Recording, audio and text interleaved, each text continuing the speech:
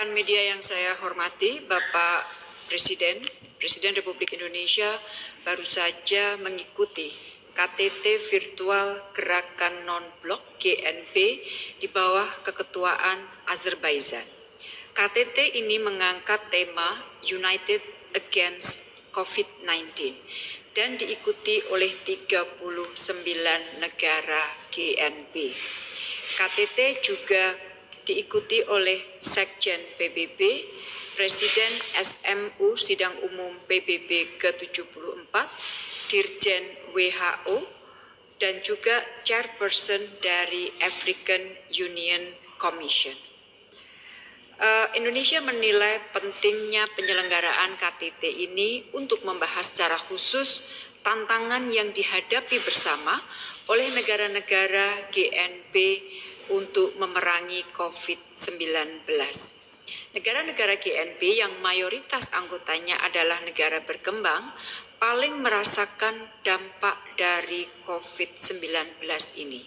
Dan selain itu, pelaksanaan KTT ini juga bertepatan dengan momentum peringatan 65 tahun Dasasila Bandung yang merupakan hasil Konferensi Asia Afrika dan turut menjadi cikal bakal dari gerakan non-blok ini.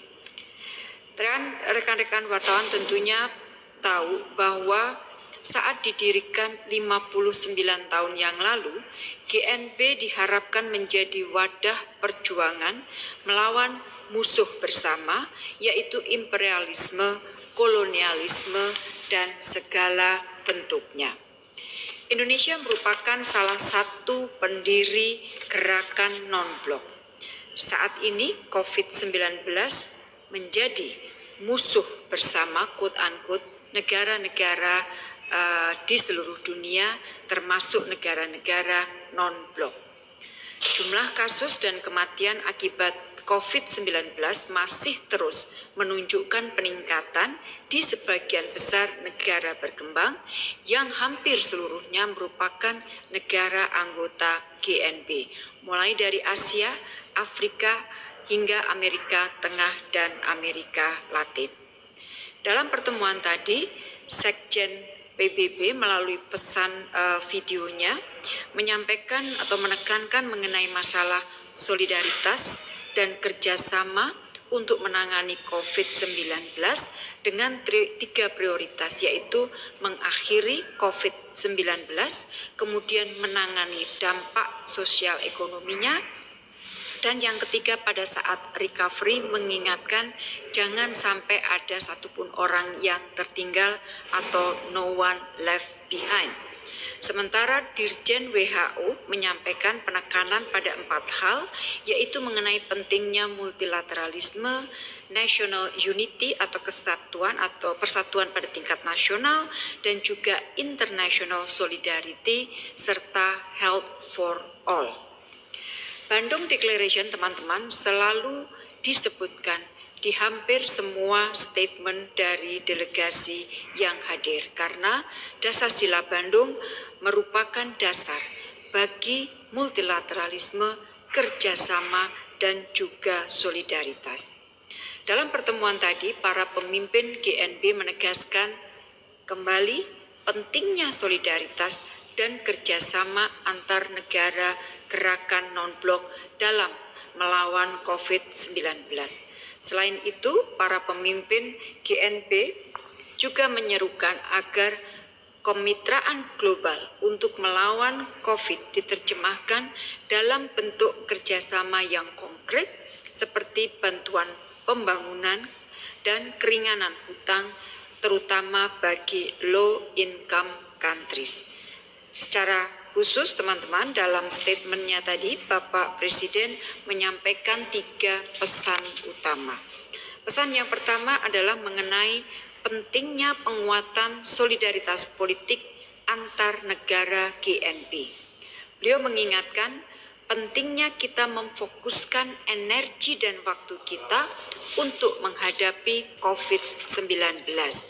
Intinya, jangan sampai negara-negara GNB terjebak dalam hal-hal yang bisa mempertajam perbedaan dan melemahkan kerjasama. Pesan yang kedua yang disampaikan Presiden Republik Indonesia yaitu agar solidaritas politik ini perlu diterjemahkan menjadi kerjasama yang konkret. Prioritas negara berkembang saat ini adalah akses yang berkeadilan dan tepat waktu terhadap obat-obatan dan vaksin COVID-19 dengan harga yang terjangkau.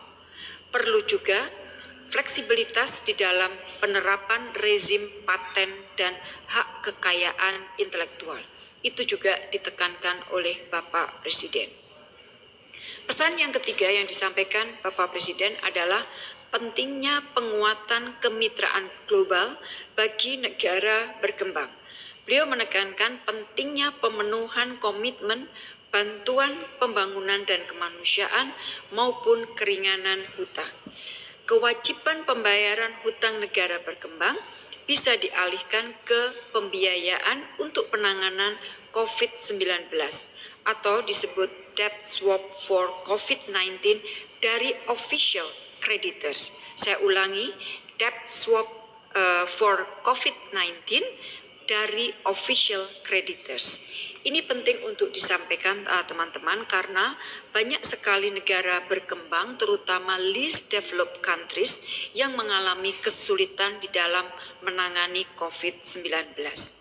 Selain tiga hal ini, Bapak Presiden juga menekankan negara berkembang perlu menjadi solusi bagi perbaikan tata kelola kesehatan global agar kita lebih siap mencegah dan menghadapi pandemi di masa yang akan datang.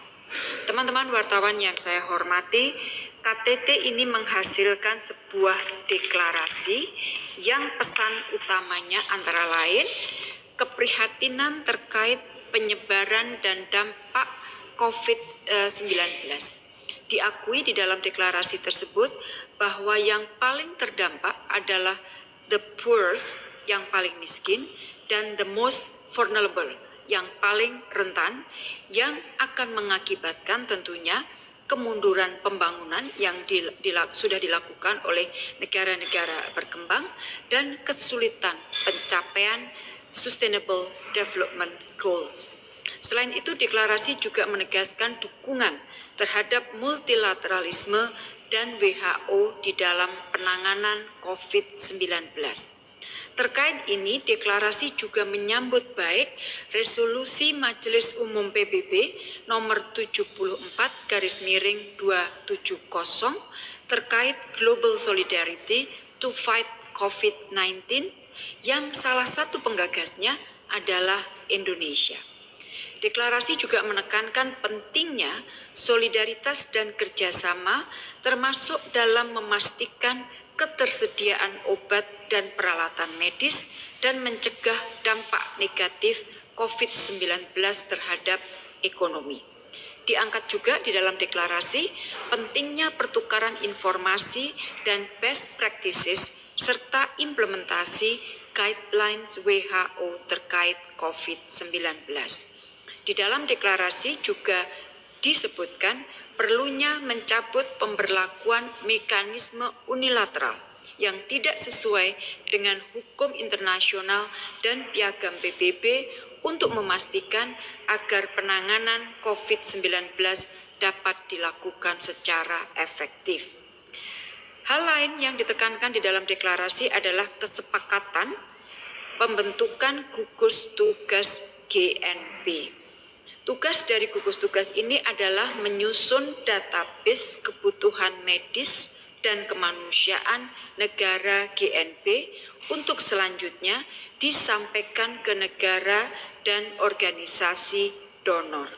Jadi teman-teman, KTT ini bukan sekedar menghasilkan pernyataan politik, tetapi juga menghasilkan sesuatu gagasan yang konkret, yaitu pembentukan gugus tugas gerakan non-blok tadi. Rekan-rekan media sekalian, demikian yang dapat saya sampaikan dari hasil KTT virtual gerakan non-blok, di mana Presiden Republik Indonesia hadir berpartisipasi di dalam KTT virtual. Demikian teman-teman, terima kasih.